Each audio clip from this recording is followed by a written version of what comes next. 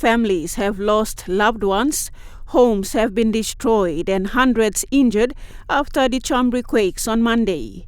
According to a report out of the province, almost 100 family homes in Karawari and Keram LLGs were completely destroyed.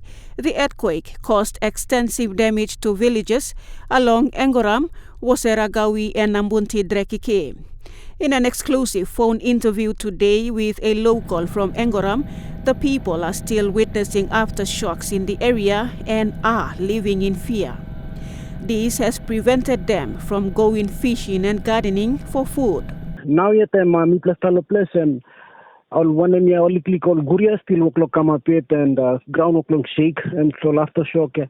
I'm o'clock come up and the thing is that all people only got big parade inside lo bell, nothing long and only like lo move out, pine kai walk la kain only bungi mol pikinini, all families tasol na only walk lo stop lo place. According to Victor, the Provincial Disaster Committee members have visited the affected area via air. However, to date, no detailed explanation or warning has been supplied to the villagers. This is Victor's appeal on behalf of his fellow villagers.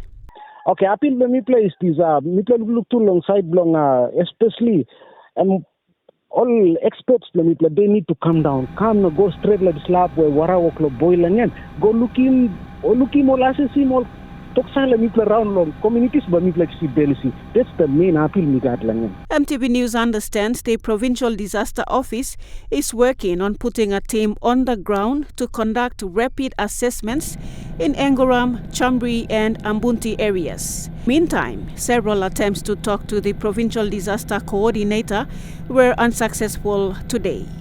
Lindy Suharupa, National EMTV News.